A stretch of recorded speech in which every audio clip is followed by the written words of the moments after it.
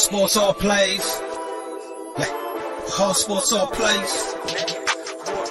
All sports, all plays. 365, we making up plays. You talking the game, get you through the days. We're high in the court, the dime in the lane. Variety topics, living the same. All presentation, sports information. Hitting the airways, taking the nation. All sport, all plays, like working your faces. Grace at the field, so tie the laces. All sports, all plays.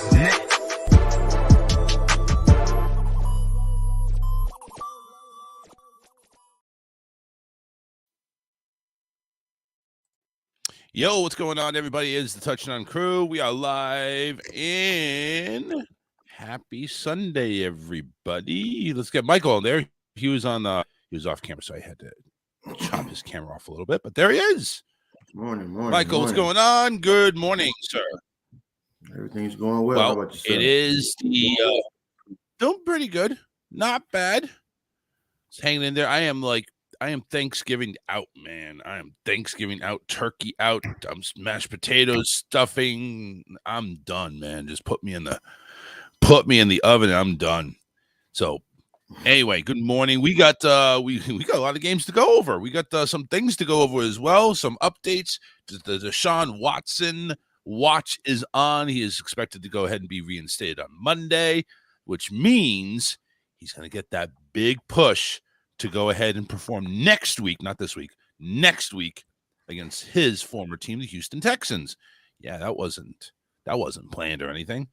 So they got that going on. Of course, we're going to go over the Thanksgiving games, all three of them in sequential order. OBJ, where is he going to land? We'll talk about that as well. But let's go ahead and dig into the Thanksgiving games. So we had three good games, really good games. I think all around, you can't really argue one was better than the other. I think the Dallas game was a little bit more one-sided than the score shows, but the Buffalo-Detroit game, let's start with that real quick. But Detroit had that game. They did. They had it at the end. They at least had it in overtime, going to overtime, but no. Josh Allen needs to go ahead and drive down the field in like 5 seconds to go ahead and kick the game-winning field goal. Buffalo kind of been iffy recently. Is this a sign that Buffalo is kind of losing their grip, their stranglehold on how they play, or is Detroit just better than we think?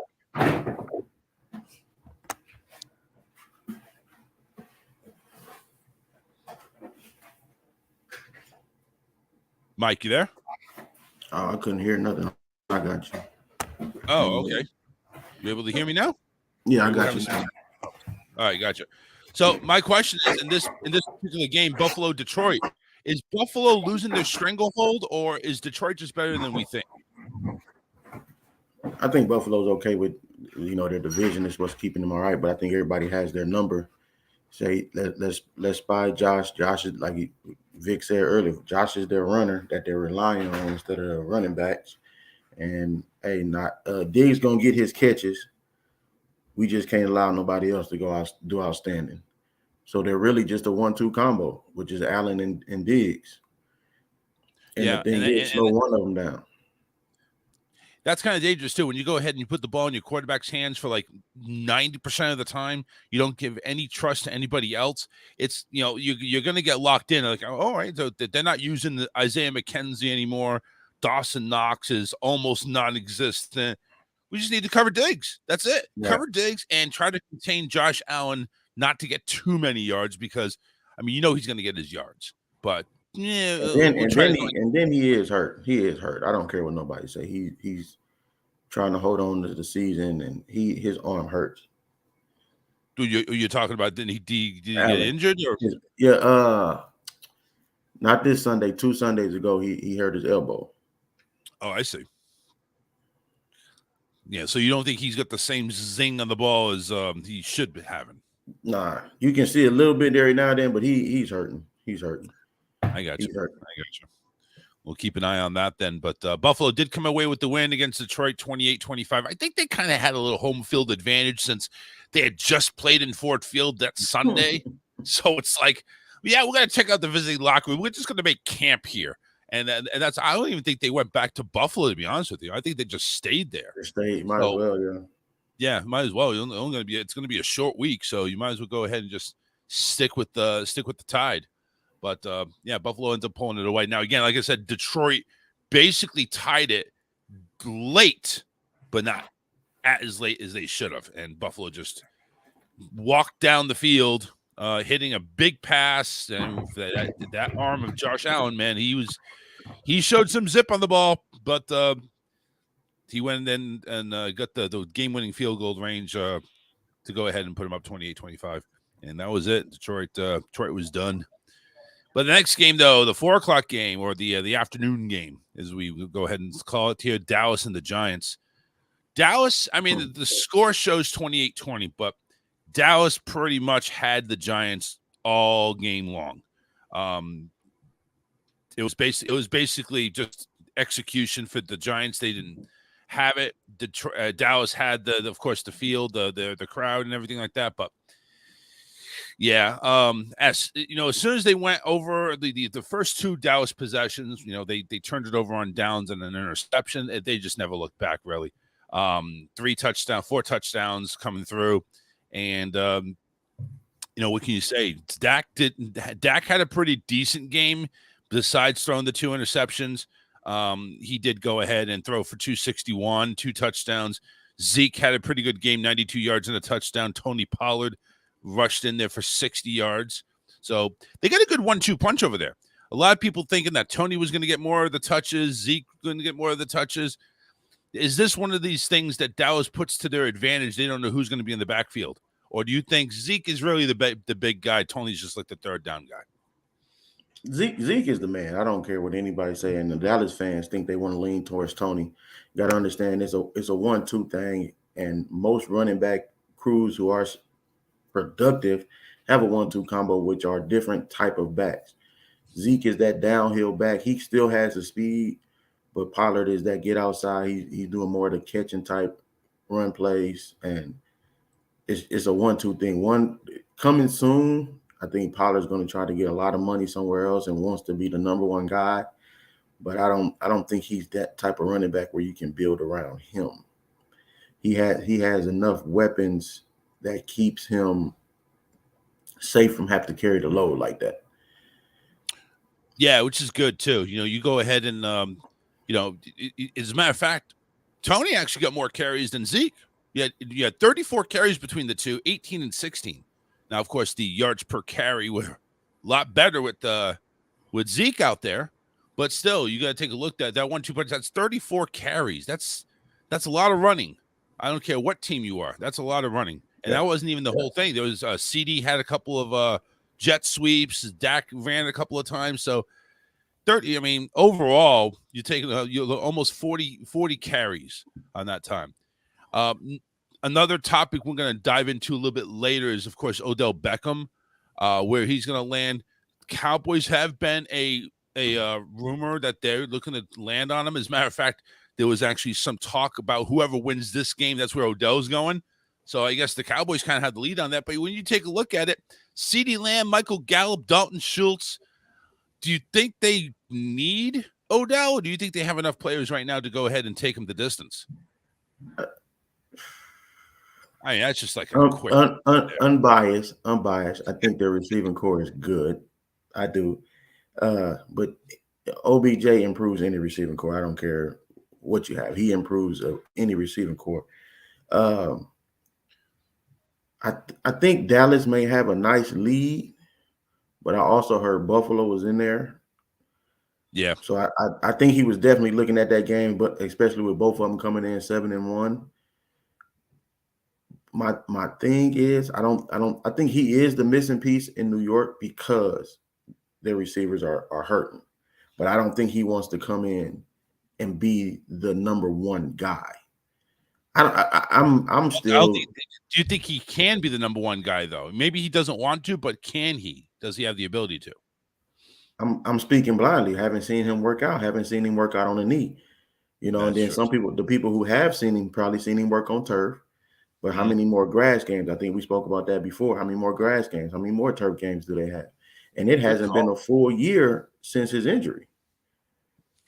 Yeah, that's a good call. You're going to take that into consideration. But also, as a player standpoint, you're going to be ready to play on any surface because there's not going to be, even outdoor stadiums, they have the pellet fields and everything like that, and the fake turf and stuff like that. So even outdoor stadiums have that. So it's like, who really has a grass field anymore? I know there's a few of them, but they're few and far between compared to what it used to be.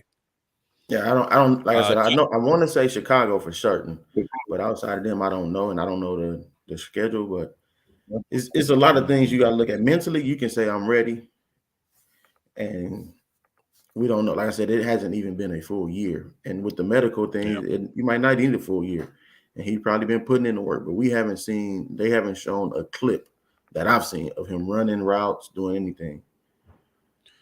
John's on there saying, I don't want him in my locker room. He's a virus. I don't know what locker room John has. Apparently, he doesn't want him there. Maybe it's the closet that John's talking about. That's okay, though. Go Cowboys, right? 28-20, Cowboys went ahead and took game 2 of Thanksgiving. Like I said, it was more impressive than the score dictates for Dallas. But the next one we want to get to is the one I'm kind of cringing about. It was the Patriots and Vikings.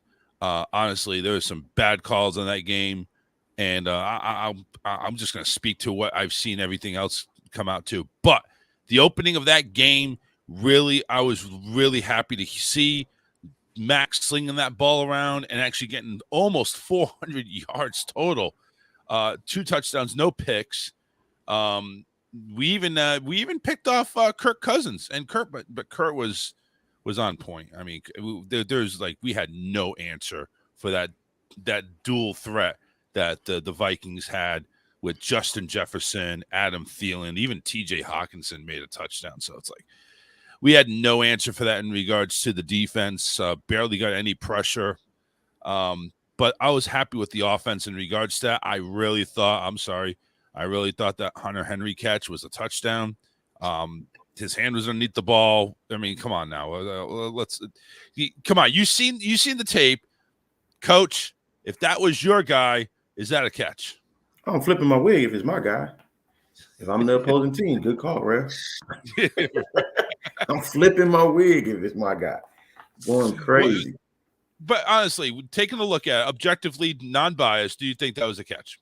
It did look good to me. Honestly, it really did. But a lot of times when they go back to the review, it's like, what is your deciding factor? Like you just say it's overruled. I don't want to take more time, but sometimes it's like, man, explain why. Mm-hmm. You know. Yeah. Oh, after further review, pass is incomplete. Why? Yeah. What did you see that nobody else saw? Right. I mean, I was watching the broadcast, and I think honestly they were Viking fans, but I was watching the broadcast, and they're saying, "Yeah, I clearly see the ground touching the ball, and then it moves." I saw the hand underneath the ball. Where did you see the ground touching the ball? I'm sorry, I saw a hand underneath. That should clear things up, and the ground can't cause a fumble or ground can't, so it moves, but he still had both hands on it. Right. But whatever. And there was a face mask on Mac Jones on a 3rd and long. Don't go there with those. We're not gonna even talk about face masks. It's just crazy. I mean, it's been a few face masks that they've missed throughout the season. Like they're not looking for them or something. Blatant face masks too. I don't. And Kyle Duggar was held on that kick return for a touchdown. You take any one of those plays, Patriots win. Right. Patriots win. And one of them, just give me the touchdown. We're going to go to overtime and we're just going to kick their ass. But no, it's just one cool thing about it. Like I said, the offense was showing out. Mac Jones made me feel pretty good. I was watching him. He made me feel pretty good that they're finally letting him open up the field. The one bad thing is they didn't really spend a lot of time on the run. Stevenson had about over 5 yards of carry. He only got 7 touches though. So either I don't know what they were going for with that. I don't know if they think that it was so explosive that we just need to go ahead and maybe we saw something. I guess they did 382 yards for Mac. They must have saw something in the defense if it's that working. This is what a lot of coaches think. If it's working, why change? right. And we'll just mix a little in there. But how many total run plays did they have? Well, I can only see the carries. It's 13. Okay. 13 total carries. 7 carries for Stevenson, 5 for Harris, who, by the way, was injured.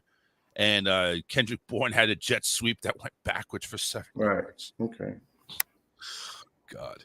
There were some blunders. I mean, obviously the offensive line still needs work, but there was a few blunders. But man, they were on point in the passing game. I'm really hoping that is the start of something. We'll see. We'll find out. But Minnesota goes to 9-2. The Patriots do drop to 6-5, and that kind of does go ahead and hurt their playoff chances. As a matter of fact, depending on what the Jets do this week, 1, 2, 3, 4, 5, 6, 7. Yeah, if the Jets lose this week, Patriots go back in. But right now they're on number 8, looking outside in. The Jets at number 7, Cincinnati 6, et cetera, et cetera. But there's your Thanksgiving, then. Thanksgiving, all 3 games right there. Good, like I say, good games. They're all good all around. Very entertaining. Good to go ahead and have some of that turkey, that stuffing. What did you have, man? How was your Thanksgiving overall? Oh, it was awesome. We didn't have no turkey this time. Did some ham and some stuffing, macaroni and cheese, corn pudding. My wife did excellent this year. Excellent. Oh, she did all the cooking. You didn't do anything? I was. Is she the one that's going to be in the kitchen and say, you better get the hell out of my kitchen? I don't want you to see you. I don't want to know you. You ain't part of my family. You get out of here. She takes care of the kitchen, and when everything's done, now we all say grace and we start eating, right? Close to that. Yeah, that honestly, believe it or not, that's me. That's me. I am in the kitchen. My wife goes ahead and handles all the cleaning duties and the setting up duties for everybody else. But I'm in the kitchen. I got my rotisserie with my turkey. I got got the ham going on. I got the stuffing going. Oh, stuffing's awesome in my house. And I got veggies. See, the thing is, I don't see no veggies in anybody's plates, or anybody else's Thanksgiving. I got corn and carrots. I got that going on. I was thinking about green beans, but most of my family, or the family that comes over, doesn't like it. So I was like, whatever. But this year was the first time I made sweet potato pie with the marshmallows. Had to do the marshmallows. Bang it, man. Don't know what you had to do. I'm just saying, it's like, so you take the sweet potatoes, and I don't know where the mushrooms, not mushrooms, but the marshmallows. Sorry. Did I say mushrooms? I apologize. The marshmallows. I had to do it with the marshmallows. I don't know where it comes from, but it's already sweet. I guess it's like a dessert. But I have no clue where it comes from. It was good. Of it or anything, but yeah. All right, awesome. Hope everybody else out there listening and watching had the good Thanksgiving. Hopefully you're not in a turkey coma, which most people are. I'm just done. Just leave me be. All right, let's talk Odell. All right, so Odell is expected. Here's what's going on. Odell is expected to go ahead and visit the Giants, Cowboys, and apparently he does have an invitation to come to see Buffalo. Yeah. So Buffalo is on the table. Now, again, of course, but if he's not looking to be the number 1 guy, that's fine. I think all of these teams have receiver number 1s. Giants, I think, are more weak than the Cowboys. Yeah. The Cowboys are more weak than the Bills. I think the Giants, with the injuries they have out there, he could possibly come in as number 1. The other two, he has no hope. What, would you go back to your old team after they dealt you, or they didn't keep you? Would you go back to them? Did they deal him, or did he want out? Did he want out? I don't remember. I don't know. If he wanted out, why would you go back to him? I mean, obviously, you know what I'm saying? Now, if you didn't want to. Right now, he's quote unquote picking his team, but at the same time, how many teams really coming after him? These 3. You probably have some lower level teams that's coming after you with no playoff hopes, but there's not many teams that's vying for you that really needs you. Yes, that's the thing, is you're not going to want to go to a team that has no chance of going to the playoffs. You want to go ahead and make sure that you get to a team like, Baltimore, Miami, even, I don't know, Miami, you'd be number 3, to be honest with you. Baltimore is out the way. If they hadn't signed DeShawn, then I would say Baltimore would have a chance. But he wouldn't go to Baltimore. He would be number 3 in Baltimore. Yeah, because right now the number 1 is the tight end in Baltimore. But I think his situation is, hey, I want to play, and if where I was one of the locations, then I'm gonna take advantage of that. Yeah, like right now, like if you go to Dallas, you're sitting pretty. You're sitting there at the top in the NFC East. You're back with the team that plays the Giants. I think they played them twice already, though, so I don't think they play them anymore. Yeah, he won't get to see them again. Yeah, but at the same time, though, Minnesota, I think they're stacked at receivers. Philadelphia, I think they're doing well as the way they are. But listen, you're the Philadelphia connoisseur. I'm seeing Philadelphia start to struggle more and more. I'm not, they're still going off victory. Yeah, it's the type for me. It's the loss of his safety net. Like you have the big weapons in Devontae and Brown, but your safety net, because it was one series. They was going. You might as well gave the defense. You might as well gave the other team the ball. It was like 1st and 35. Like you might as well just say, "Hey, y'all got it." So, and then some of the play calling was questionable for me. But I think do you see Jalen Hurts going off the wagon or something, or is it basically that safety net thing? And you understand it's just a safety net thing. He hasn't built the continuity with the other tight ends. They haven't really been playing like that. So I think it'll look a little more smoother this week. Okay, and they'll have more confidence in one instead of trying to play 3 in the rotation at tight end. That's not one of those rotation spots in my eyes. Like when you go double tight end, okay, there's a rotation, or 3 tight ends, there's a rotation, but your number 1 tight end is definitely in. And to be without him is different. Just like in Baltimore, that's his guy. And if your guy is gone, it hurts you. And if you can go back and watch film, like big plays, 3rd and 6, 3rd and 5, is Dallas. Now you don't really hear about Dallas because you hear that big play, the big touchdown. You hear this about Brown and Devontae and Miles and him running. But those big plays when it's needed is Dallas. So we got the 3 teams that are out there: Giants, Cowboys, and Bills. Now we don't know if this is the end result, but according to Ian Rappaport, he plans on visiting the Giants on Thursday and Friday. Sources informed of his plans after the weekend. Beckham is going to visit the Cowboys on December 5th. He'll also visit the Bills, but he doesn't have a date for that. So even if Odell comes back to play, we're talking about he's only going to have like 3 or 4 weeks to play, 3 or 4 games to play. And that's why I'm wondering, like, if they was really pushing to get you, they would have you in there sooner. Yeah. And does it, like, for instance, so if, say, the Giants start winning these next 2 games that they play and the Cowboys kind of fizzle, do you go to are you more leaning towards the Giants? And if the Bills are just killing it, do you want to go ahead and mess with that routine? Right. It's kind of like, what would make him choose one over the other? Obviously, he's going to visit the Giants before they play another game. But he's not done with that. He's going to go ahead and visit the Cowboys on that Monday. Yeah, because I see him missing 2 more games, and if he make a decision by that, he only plays a little in that first game because he has to learn the playbook. He has to learn it and understand it and if you play at all, because you got to get the timing with whatever quarterback's there.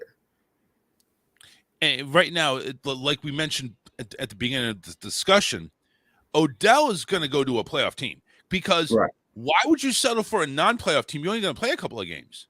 Exactly. I mean, unless it's for the money, which I guess it could be. But if it was for the money, you would start negotiating. I don't need to see you if it's about the money. Right. Let's talk money on the phone.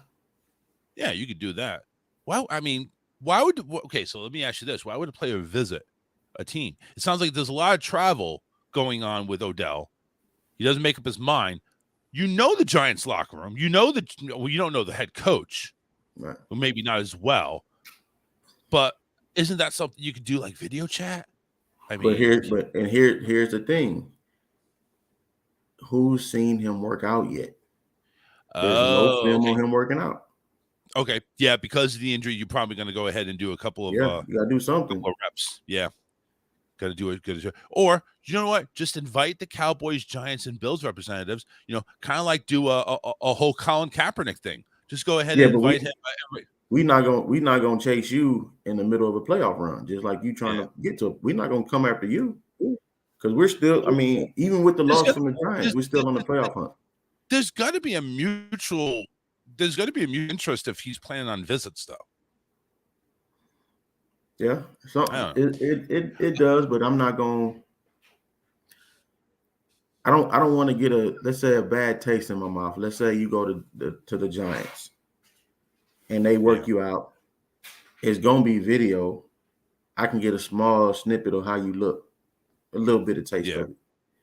Then you go to Dallas, I can get a little bit of taste. By the time you get to Buffalo, I can kind of decide like, I see a little gip in there. I see a little hiccup in there. I don't see a full tilt. I see him breaking down hard. I can compare the 5-6 minute film against what you look like before the injury, and I can get a deeper thought in it. So I don't want to go to that first one anyway, because you might have a great whatever. And I'm pretty sure if it was me, I'm coming with my own quarterback that I've been working with.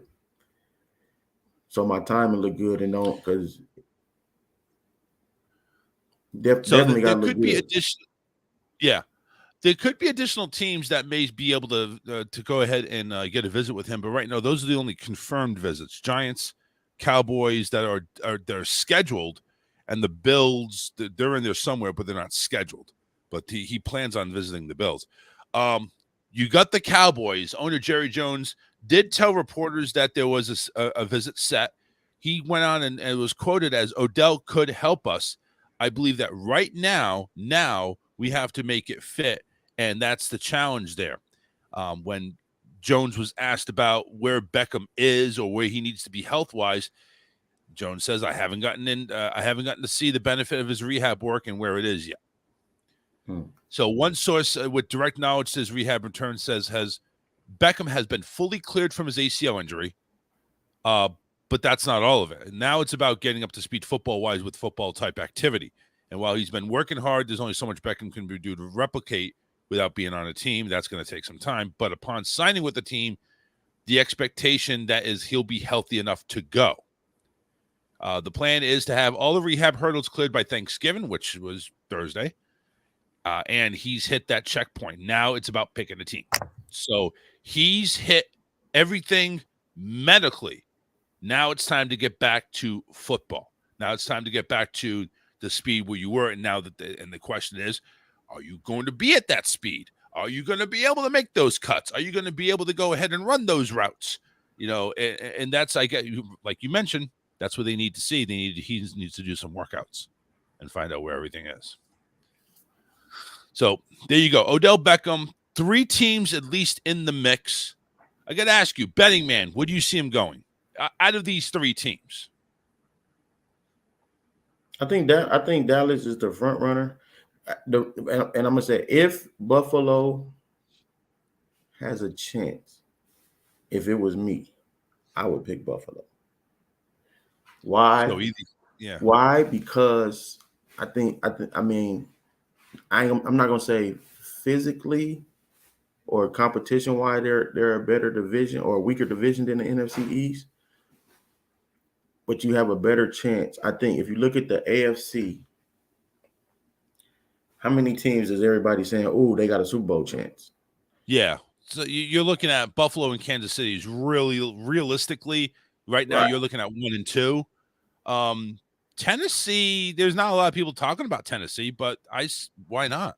Why not? I mean, they're 7-3. Their running game is awesome this year. They're not. Miami listen, when you go ahead and score as many points as you have, their defense is suspect. That's the only thing I see down on them. But, Tua's having an MVP type season.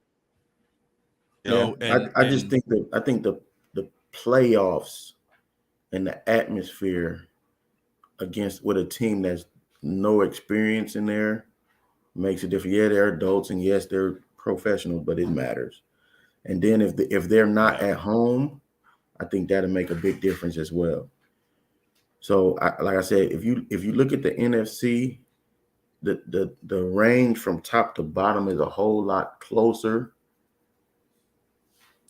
So it's like, but you also got a couple of teams that are in the playoffs that do you really deserve to be in the playoffs? Like Tampa Bay, 5-5. The only reason why they're in there at number 4 is because they're the division leader in the NFC South, which is the NFC South has been turned the new NFC East.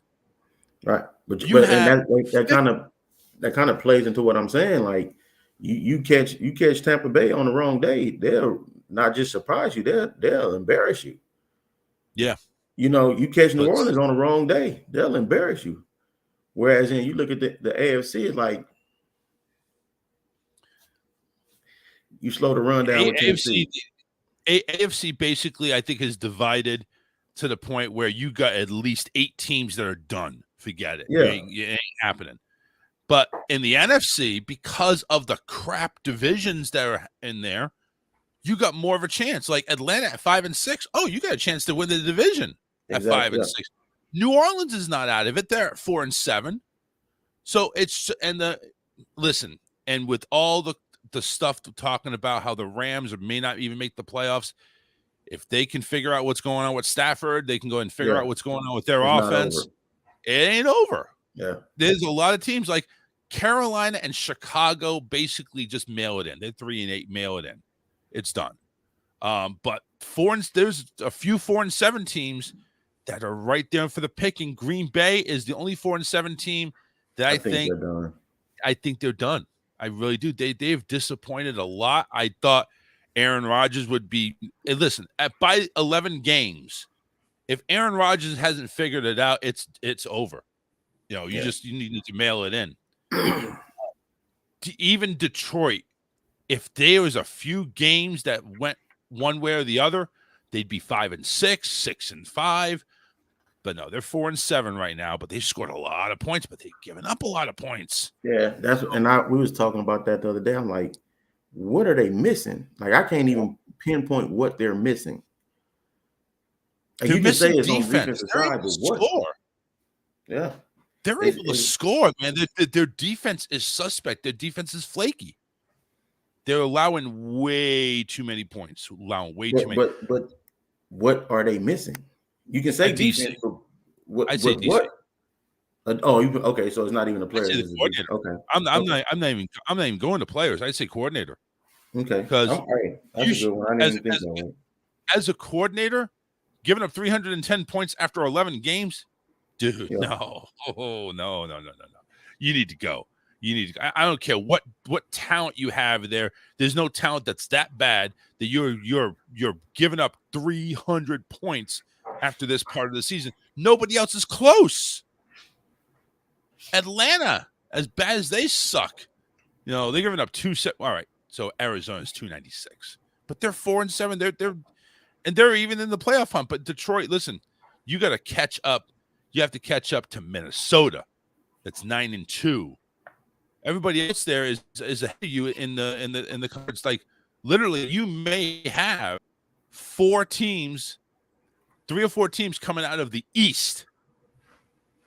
Kind of like how the AFC East has all 4 teams in the playoffs, or did. The NFC East may be the same thing.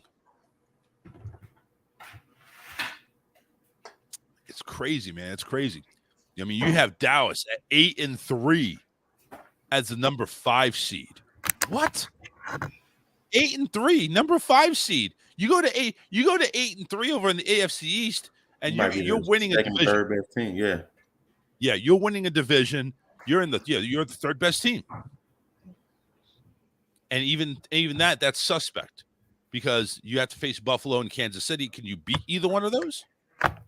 I'd say it's a very good possibility Dallas could. So based on playoffs, and they're for me they're a roller coaster team, and being honest, they're a roller coaster team. You never know which Dallas is going to show up. Are they going to try to throw it too many times and lose the game that way, or are they going to do like they did the other day and run the ball? Yep. If they run the ball and allow Dak to play action off of it, Dak looks like a phenomenal quarterback. If you just say, "Hey, throw the ball 40 times, Dak," there's trouble coming. Yeah, especially if that's the way they have it set up. Yeah, and I think they have. And this is, like I said, being unbiased, I think their receiving core is a nice one.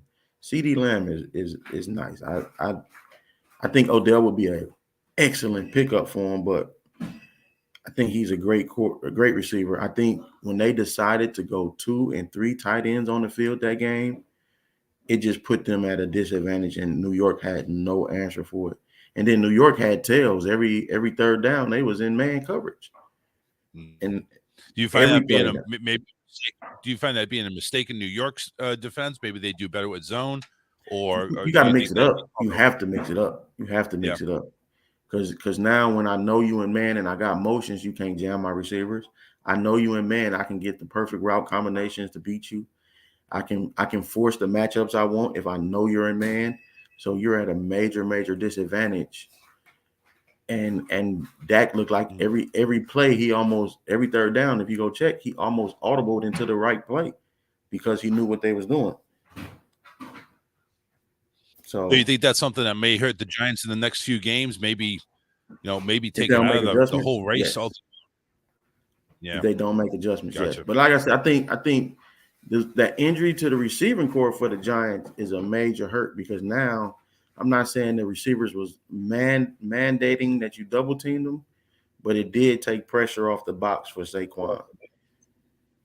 And then it was a couple plays that was big plays. That fourth down play when he dropped that ball, I think that just broke the back for them. It was like, oh my goodness, it was the perfect play call, and they only had 10 players on the field, and they just didn't. Right. And they couldn't get it done. And then for Dallas to come back and do the same play on them, that was kind of brutal. It's like, this is where you're supposed to run it. Here, let me show you. Crazy. So right now, the playoff seedings are like this. So Kansas City and Philadelphia. You're going to love to hear this. Philadelphia, number 1 in the NFC. Kansas City, number 1 in the AFC. Now, we still got games to play today, of course. We got let's see, who the Eagles playing? I'm trying to look at there you go, Green Bay. So that's a Sunday night game too, which Philadelphia should be able to handle Green Bay easily. And you don't say it very often. But it is in Philadelphia, so they're going to go ahead and take on the Packers. Kansas City is taking on the Rams. So if the Rams, this is not exactly a game where, your high expectations for the Rams to go ahead and turn things around and go 4-7 and go on a win streak. No, you're going to go into the meat and potatoes of that stadium in Kansas City and just, you're going to have to do your best. And Stafford's been injured, so we'll see how he does. Number 2 teams, you got Buffalo and you got Minnesota. Now, Minnesota, of course, played and Buffalo played, so they have a game up on them right now. They're only Buffalo's a half game back on the Kansas City Chiefs. Minnesota's half game back on the Eagles. So if the Eagles lose, for whatever reason, you have a tie. And same thing. They would still had a tiebreaker. You said, okay. All right. So the Eagles beat the Vikings, so they still had a tiebreaker. Gotcha. All right. Then you got Tennessee at number 3. They're playing Cincinnati. Cincinnati is actually the 6th seed in the AFC right now. That's 6-4. Cincinnati has problems. You got Jamar Chase. Joe Mixon is not going to play this game. Jamar Chase is a game time decision. And Joe Burrow is back there saying, who do I got? So Cincinnati is kind of in a little bit of a tailspin here. Hopefully they can go ahead and figure it out. But going up against Tennessee in Tennessee, not the greatest avenue that you'd be expecting. Miami's in there at number 5. They're taking on Houston. That should be an easy victory. Baltimore taking on Jacksonville. Baltimore's number 4. The Niners, who are 6-4 at number 3. Only reason why is because they're the better division leader than Tampa Bay. Somebody we definitely need to look into trying to rearrange these playoff standings, because having a 5-5 Tampa Bay team at 4 and an 8-3 Dallas Cowboy team at 5, I don't know. And NFL may need to take a look at that. But Tampa Bay is facing Cleveland on the last day that Jacoby Brissett quarterbacks that Browns team. We're taking a look at a possible 3-8 for Cleveland. The big question, and I know it's not even a big question, just out of the ordinary, if DeShawn comes in next week, plays the Texans, you know he's going to win that one. And if not, then I think Cleveland is just going to put up their team up for sale. But he comes in and wins it. You go to 4-8. Is there a possibility of a 5-game winning streak to go ahead and bring it to 9-8 with a potential, highly unlikely, but potential to squeak into a number 7 seed? That's one of those. Got to look at his schedule. I'd have to say, let me look at how he plays against Houston. Okay. It's just one of those, like, once again, how much time? It's been 10 weeks. And how much time have you haven't had any time to work with anybody? Yeah, you've been in the playbook.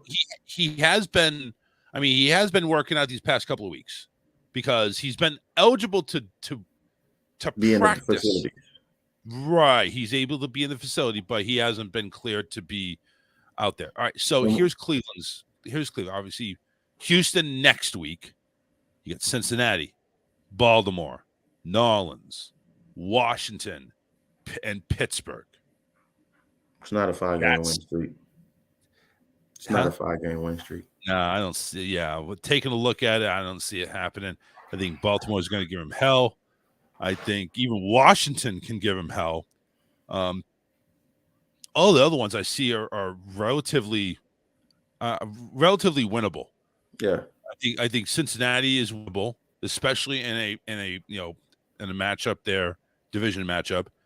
New Orleans, I think, is winnable because New Orleans, you don't know what you're getting with New Orleans. I think Pittsburgh, so you can make 3-2.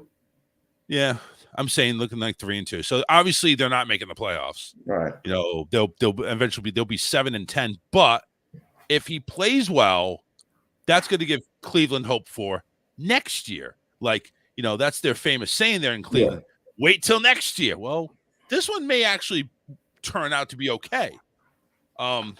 And then you don't know what weapons he's going to get and people want to come play with him. Yeah, exactly. So if people want to imagine Odell making his return to Cleveland. Yeah. Nah, I don't think so. You never know. But yeah, that's true. You never know what's going to happen, but we got to find out, how good are the Browns going to be with DeShawn? Is that the difference maker? Is that the maker that's going to go ahead and make or break Cleveland going forward? Because they signed him to an ass load of money. You better get something out of them. Just crazy. So, anyways, we got that. Let's dive in real quickly here. So, Justin Fields for the Chicago Bears. They're calling him. They don't even have. I think he's listed as doubtful, but it's a long shot to play against the Jets. Now the Jets, they benched Zach Wilson, not like he's injured. No, benched. And I guess they're going to go ahead and let me see who would be. It would be Flacco, I guess, starting for the Jets. I think it would be Flacco. Oh, no. Excuse me. Mike White is going to start for this game. Mike White, another youngster that nobody's ever heard of that actually played pretty decent when he was given his opportunity. But Trevor Siemian, you all remember him from Denver, right? He's going to be making his first start for Chicago. this is huge for Chicago because number one, Justin Fields is kind of like Josh Allen for the Bears. He does everything, and I think he's even more athletic and able to get out of things a lot better than than Josh Allen. So Justin, leading rusher, Justin, leading passer. You're going to give it to Trevor Siemian, who does none of this.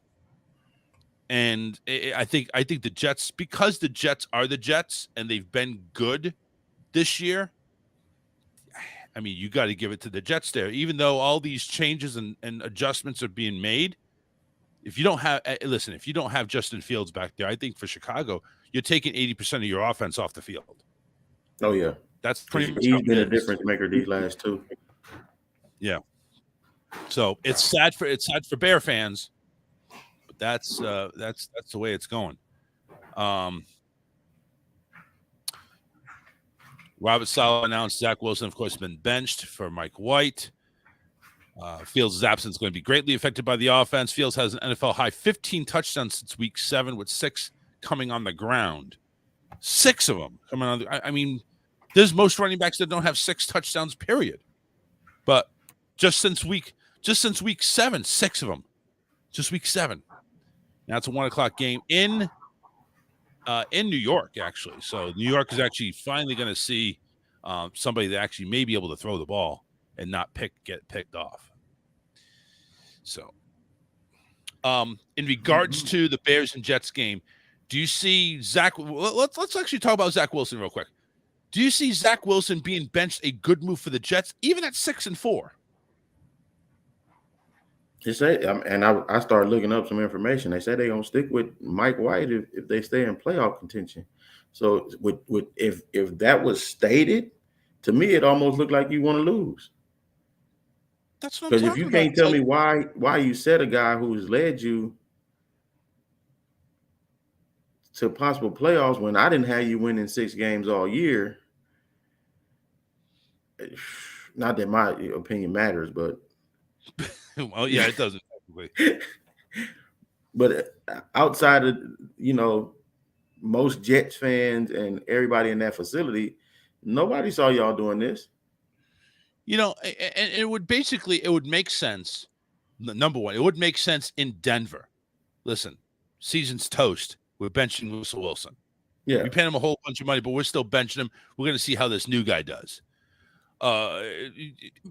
Give some type of indication. You're at 6-4. You're in playoff contention, but you want to go to a backup quarterback who's didn't get you these 6 wins. And on top of that, you're right. They had no explanation as to why Zach Wilson has gotten benched. I mean, there has to be something going on back there in that locker room. There has to be. Did he miss practice? If he missed practice and they're going to go ahead and bench him for the whole season? No. Listen, Bill Belichick is not that bad. You miss practice, you just don't start. Yeah, you're not even dressing him. Like, what's wrong with him? I don't get it. I don't understand that at all. Why would you bench your franchise quarterback who's gotten you to a 6-4 record?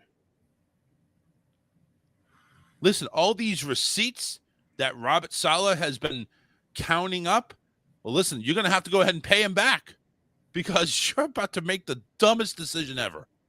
Dumbest. Now, if Mike White comes in there and he's tearing things up, now, again, this is against Chicago. We can't really say he pulled what dude did in Dallas.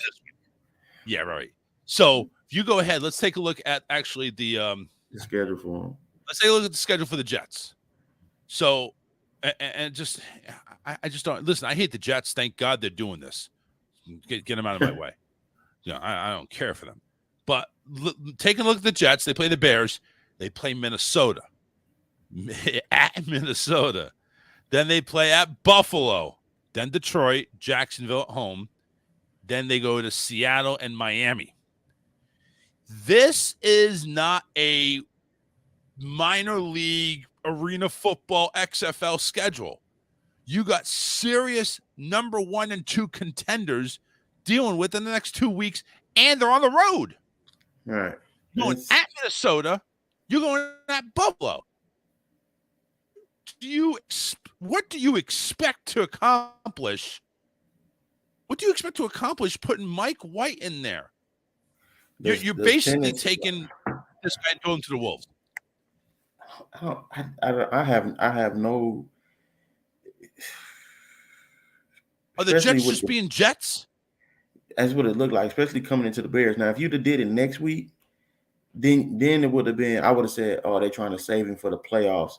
They're probably gonna let him go through this week and next week with the Bills, and then come back because I think you can beat the Lions. I think you can beat the Jaguars. It's gonna be a hell of a game with the Jets. With the Seahawks, and then your playoff. You might be in the playoffs going into the Dolphins already, but now with this move, you crossing your finger with the Bears. You're gonna lose the next two. I think with that move, he should be better still with the Lions. That'll be a battle. I don't get it. I have no answer for it. I don't get it. He don't have an answer for it. He said it's some basic fundamentals. Basic fundamentals? Yeah, in he's his 6-4. Yeah, he's 6-4. Basic fundamentals. He got out of whack. Basic fundamentals basically got you a winning season, and you're just going to go to Mike White. The only thing, like I said, the only thing I can make sense on all this is that Mike White has apparently proven something or shown something that Zach Wilson hasn't.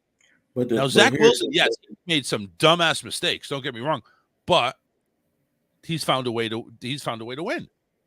But okay, we're saying benching. To me, in my eyes, when you say you bench me, I'm still dressed. I still have a chance to play. There's no way I get on the field today. Yeah, none. So he's not being benched. He's been demoted to practice squad. Yeah. There's you didn't bench me. You one step ahead of cutting me. You basically cut me right now. Man. Yeah. If they go ahead and do that, man, that is just I don't get it. Yeah, I don't, and then you have no reason, and he's not on. Is he on the injury report? Well, it says something here. I don't get it. Doesn't make sense. You beat Buffalo 20-17 with Zach Wilson. You beat Denver 16-9. You beat Green Bay in Lambeau. But no, Mike White's going to go. Just because you lost to the Patriots on a punt return. On a punt return that had nothing to do with him. We're benching you? I mean, all right, let's look at it. Let's look at it real quickly. Because obviously there's something we're not seeing. Because, listen, you can have a bad game. Zach Wilson, 9-22 for 77 yards. Yeah, horrible. Didn't throw the ball away, though. He didn't throw any interceptions. But horrible completion percentage. That's just Belichick. You had a bad day. So you had a bad day. Come on, sing with me. You know what I'm saying? It's you had a bad day. Because apparently, if you lose to the Patriots, you're either getting fired or demoted. Because we saw Frank Reich get fired right after he lost to the Patriots. Zach Wilson's got demoted right after he lost to the Patriots. Yeah, listen, 9-22 is horrible. You do not expect that. You do not expect to throw under 50% as an NFL quarterback. That is horrible. I'm not going to lie. You don't bench him, though. What does that say to the rest of the team? Yeah, like,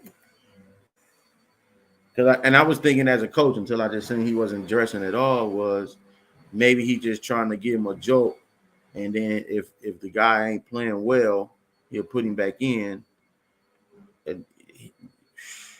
I wish that was it. It looked like they're only dressing two quarterbacks. If both of them go down, you're still not gonna play. Yeah. So it's not Trevor Simeon, Mike White. I got to get back to the story. What did I say? Yeah, Mike White is the starter. And Flacco's the backup. and Flacco is the backup. Which you would think it would be. What is he? What is? You know what? We're obviously not going to get anywhere to why he's doing what he's doing, because you would think Flacco would be ahead of Mike White because Flacco's got the experience. Yeah. And I just went back to the previous game against Buffalo, 18-25, 154 and a touchdown. So Yeah. I don't. It's and not this making is Buffalo. Yeah, it's not adding up. Yeah, I don't understand. Basic fundamentals has gone down. So what you do is you coach him. If you want to bench him, he's backup. Hey, listen, Mike White, you go in, you go ahead and get your ass kicked or not. And if you're struggling, we're just going to go ahead and bring Wilson back in. But apparently he's playing so bad and practicing so bad, he doesn't even get a roster spot today. It's crazy. And he was just starting last week. But he doesn't even have a spot on the field. I think it's time to get our picks in, because this is I don't make it sense. And what I'm going to do is, when I make my picks, I'm going to make my picks based on Zach Wilson's status here.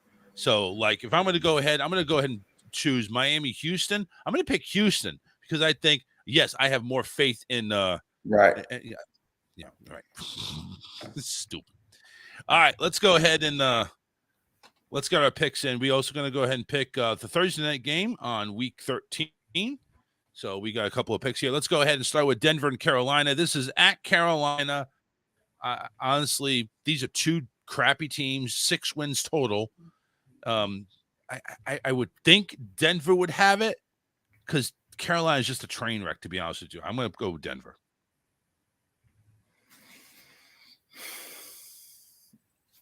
But they're both train wrecks, so I can't really go ahead and blame you either way. Yeah, I'm telling you how it is all season. Every time I pick Denver, they lose. By the way, Randy did pick Denver as well. He's the only one. We'll have Victor's coach's picks later. In my head, I'm saying Carolina, but I'm gonna tell you to write Denver. That way, mentally, I'm saying Carolina and Denver gonna win. Are you gonna do a rain dance or something? I gotta do something because I need some picks. All right, let's go ahead. I might be in last place now. You know what? I'm 3 weeks behind, so gonna have to give me some give me some time on this one here. I got to go ahead and go back all through all the shows.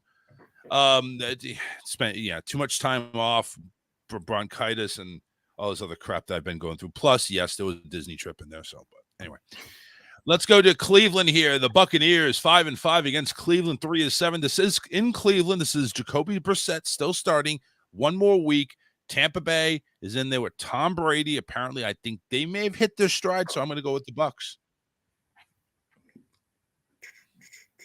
I'll take Tampa Bay this week. Tampa Bay. And Randy did also pick the Bucs as well. So we're going to do that.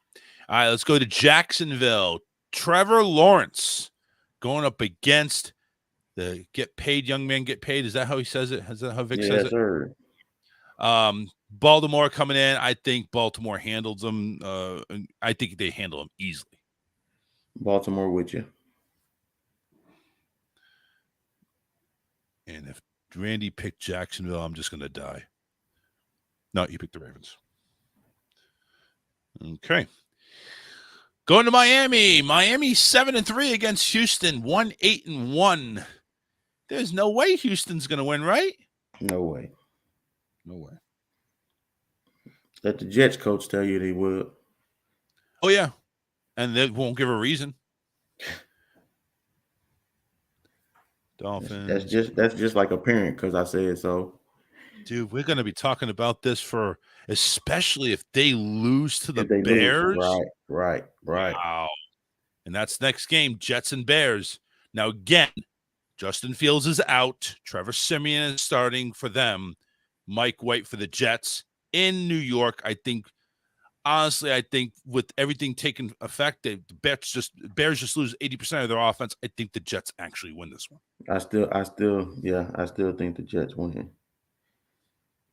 And it's not going to be a quarterback throwing it all over the place that gets them that, but I still think they win. No, I don't think. Now, Randy, I'm not sure if he was aware that Justin Fields wasn't playing, but he did pick Chicago. All right, let's go to Tennessee. Now, this is a good matchup. We got Cincinnati at 6-4 going into Tennessee, and Tennessee is 7-3. Now, again, Joe Mixon is out. Jamar Chase is questionable. So you got two big players in Cincinnati that may not play going up against Tennessee, which I think they're all there.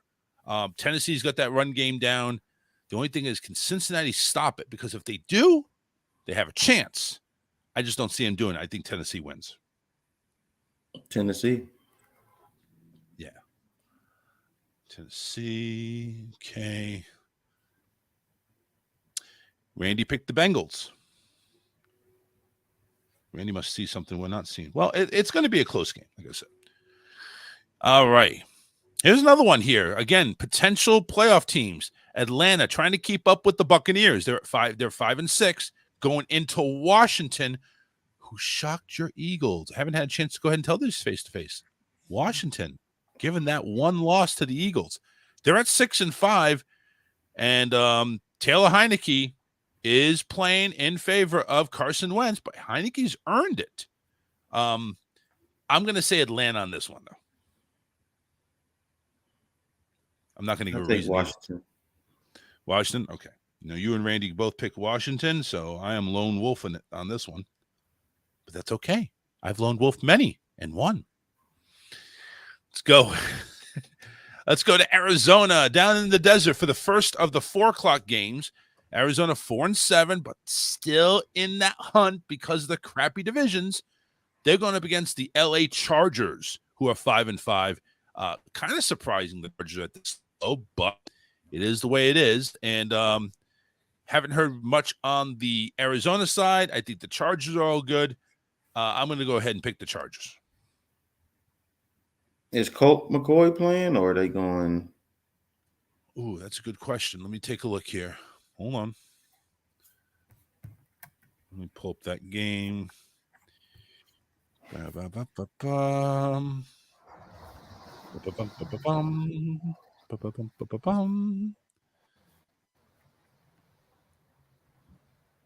doesn't tell me. Hang on. Let me get the injury report. I don't see nothing on him. If he, I know I can't play the if game, but I'm gonna take Arizona. You can't play the iffies. Mike okay, Williams. I think Mike. Yeah, Williams we don't want to go ahead and do that. I'm gonna take Arizona. I think he's playing. Hang on. Yeah, he participated full this week. So. Oh, he did. Yeah. No report said McCoy is a situation. Colleagues has a hamstring issue. Yeah, Kyler Murray looks like he's back. So yeah, I'll go Arizona. No, wait. No, I'm gonna stick with the Chargers. Because I've already put that down in ink. It's okay. I screwed myself. Mike Williams didn't practice. Yeah. All right. You still going to Arizona? Yes, sir. All right. You were actually lone wolfing them so far, unless Coach picks Arizona because Randy picked the Chargers. So let's bring it back to the schedule. Going to Seattle for 4:00. It's the Las Vegas Disappointments versus the Seattle Wow. Seattle, I listen. Who would have thought? Seattle's been exactly right. Who would have thought? Hear me out when you see this. Who would have thought Seattle getting rid of Russell Wilson to Denver would have a twice the wins Denver has up to the season? Go Seattle. I'm gonna ride with them too. I'm gonna go with them this week. All right, Seattle Raiders, and Randy picks Seattle.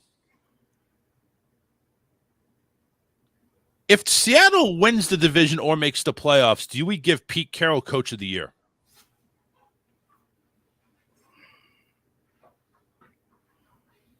I mean, is there anybody else that's out there, Coach? I guess Philadelphia. Philadelphia, I'm about to say Philadelphia. Yeah. That would be the thing in front of him. But I'm just saying, he's a close second. Yeah, very much so. Yeah, he's done a great job, just tailoring everything to fit. Just doing everything. That's great. All right, let's go to Kansas City, Sunday afternoon game. It is the Rams and Chiefs. There's no comparison, Casey, on this one. Yeah. Chiefs, there we go. Right. Another Sunday. There's quite a few Sunday afternoon games going on here in the 4:00 game. San Francisco at home against New Orleans. I don't know who's starting at quarterback. I really don't care. I think San Francisco comes away with it.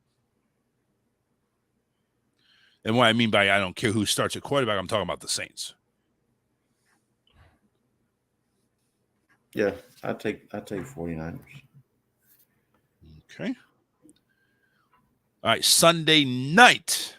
I'm not even going to ask you. Fly, Eagles, fly. Fly, Eagles, fly. Packers and Eagles. Eagles just they're going to fly all over Aaron Rodgers, maybe take a dump on him. Wait, that's pigeons, but still, you get my point.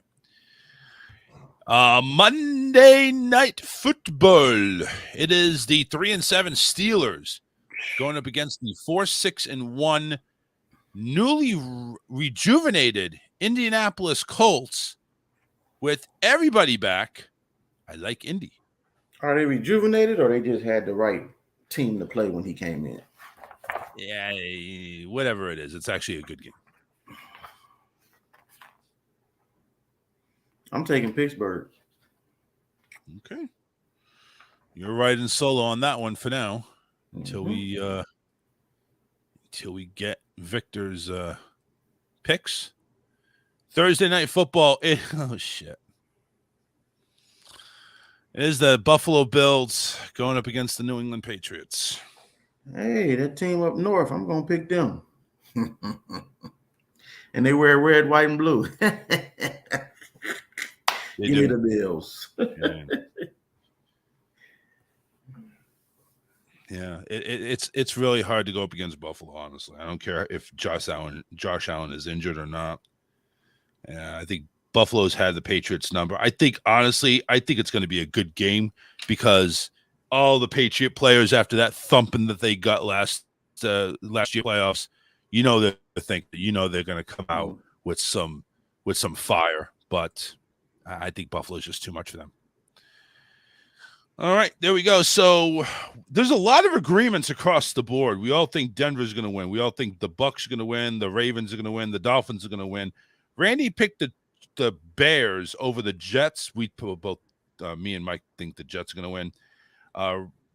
Me and Mike also think Tennessee is going to win over Cincinnati, but Randy says no. I think Atlanta will beat Washington, but Mike and Randy say Washington.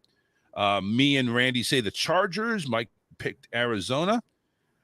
We all think Seattle, Kansas City, the Niners, Eagles are going to win. We all think Buffalo is going to win, but the Sunday night game, Indianapolis, me and Randy picked. Mike is picking Pittsburgh. So there you go. That is what we got. Any closing words and any comments there to go ahead and throw at our way? Super Bowl champs. There we go. Super Bowl champs. Hey, listen, it's still there. They're still rocking it. Number 1 seed. So right now the playoffs go through Philly for the NFC. We're out of here. We'll see you next week with Week 13 and a Week 12 recap as we go ahead and preview DeShawn Watson's return, pending everything goes through on Monday, which it will. It should, unless he says something stupid. All right, we're out of here. Oh, by the way, if DeShawn Watson does get cleared to come back and the coach says we're benching him with no reason, I give up. I'm done. Take care, everybody. Have a great weekend. Whole sports all plays. Yeah. Whole sports all plays. Whole sports all plays. 365, we making up plays. You talking the game, get you through the days. We're high in the court, the dime in the lane. Variety topics, living the same. All presentation, sports information. Hitting the airways, taking the nation. Sport all plays, like working your faces. Grace at the field, so tie the laces. All sports, all plays.